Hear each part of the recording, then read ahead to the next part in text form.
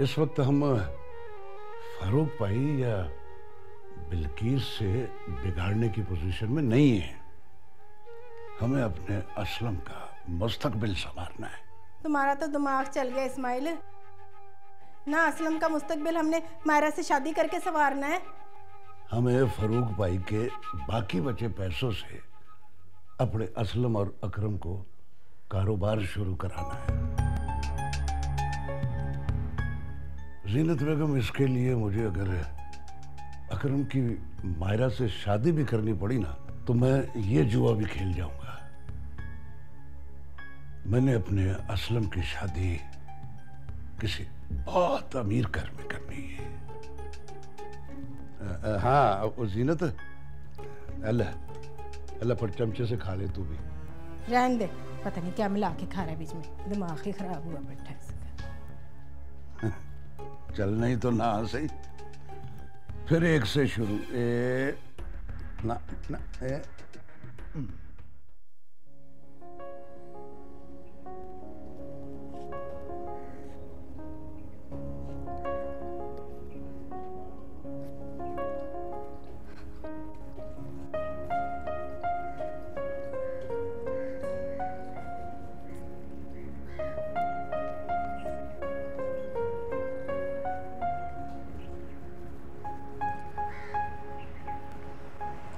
क्या हुआ? सिर्फ 15-20 मिनट ही तो हुए हैं। 15-20 मिनट कितने लंबे होते हैं, तुम्हें अंदाजा है इसका? कभी किसी का इंतजार किया है? तुम जानती हो इंतजार करना कितना मुश्किल काम है। मैं जानना भी नहीं चाहती। मेरी ख्वाहिश है कि मैं इतनी बड़ी स्टार बन जाऊं ना कि सब लोग मेरा इंतजार करें। इंशाअल्लाह वो दिन भी जरूर आएगा, लेकिन जो तुम्हारा इंतजार करे उसको कभी मायूस मत कर। चले? हाँ चलो।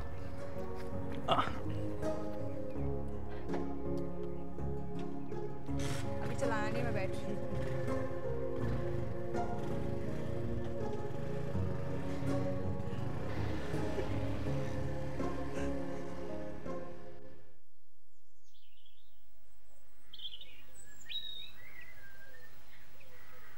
जीनत, तूने किसी से बात तो नहीं की ना?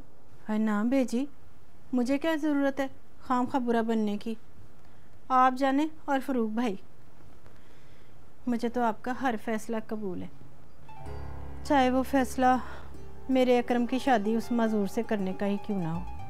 तुम्हारी यही आदत तो मुझे अच्छी लगती है, हर घड़ी मेरी ताबेदार रहती है तू। बेजी, आपके सिवा मेरा कोई हमदर्द नहीं है यहाँ। मेरा खामद और दोनों बच्चे ही मेरे खिलाफ हो गए। बस आपसे ही मुझे तवक्का है बेहतरी की। आप ही मेरे लिए बेहतरी का सोच सकती हैं। तू बिल्कुल बेफिक्र रह जीनत, जो तू चाहेगी ना बेटा वही होगा। इस घर में किसी की जरूरत नहीं है तेरे खिलाफ सोचे कुछ है। मौका देख के मैं फारूक से बात करूंगी। अभी तो वो बिल्किस को लेके अस्पताल गया है ना। नखरे देखें बिल्किस भाभी के, नई नवेली दुल्हन जैसे हो गए। फिर से माँ जो बनने वाली है। अल्लाह से दुआ कर इस दफ़ा फारूक को अल्लाह बेटा दे। हाय बेजी, दुआ तो बड़ी करती हूँ मैं रब से, पर बिल्किस भाभी से ना खैर की उम्मीद नहीं है मुझे। इस बार भी ना बेटी ही होनी है, बेटों की माँ बनने वाला मुंह नहीं है उसका। जीनत, कोई खैर का कलमा निकाला कर मुंह से। चल बस कर, जा काम कर जाके।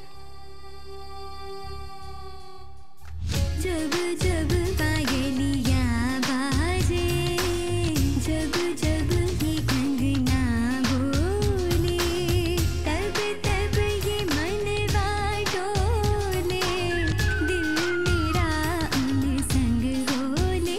कोई मंद में बसा है ऐसे, किसी झील किनारे जैसे, कोई चांद पुकारे मेरे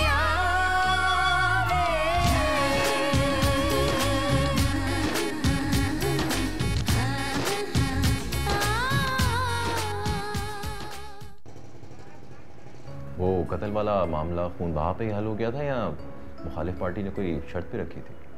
नहीं, एसएचओ साहब ने ज़ाती दिलचस्पी लेकर इस मामले को खून बहा पर ख़त्म करवा दिया। आई सी। इसका मतलब है वो SHO कोई अच्छा आदमी है। हाँ अहमद, पुलिस वाले बेचारे ऐसे ही बदनाम होते हैं, हालांकि वो ऐसे नहीं होते। अबू बता रहे थे कि अगर SHO साहब का भरपूर तावन ना होता ना तो शायद अकरम जेल में ही होता। खैर छोड़ दो इन बातों को। वो डीलर का मुझे फ़ोन आया था, तुम्हारे मकान के कागजात तैयार हो गए हैं, सिर्फ फारूक अंकल के साइन बाकी हैं। प्लीज़ अहमद, आप डीलर से कहें कि वो अबू से डायरेक्ट बात करें, आपको बीच में इन्वॉल्व मत करें। मैंने कह दिया उसे, तुम परेशान नहीं हो। नहीं, मैं इस वजह से परेशान नहीं हूँ। फिर क्या बात है? क्या फिर किसी नई प्रॉब्लम ने घर में सर उठा लिया? अब क्या बताऊँ आपको, एक मसला भी हल होने को आता नहीं है, दूसरा सर उठा लेता है। अब क्या हुआ भाई? अब घर वाले मेरी शादी अकरम से करना चाहते हैं। अकरम से? हाँ अहमद,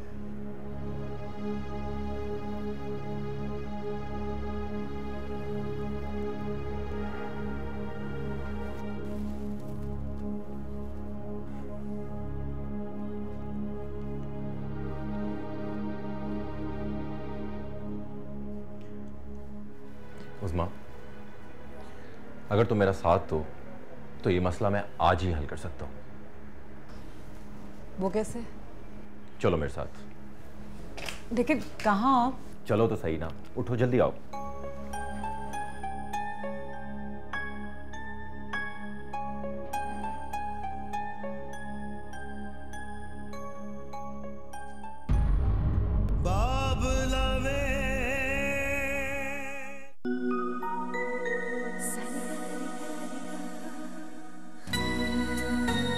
बच्चों की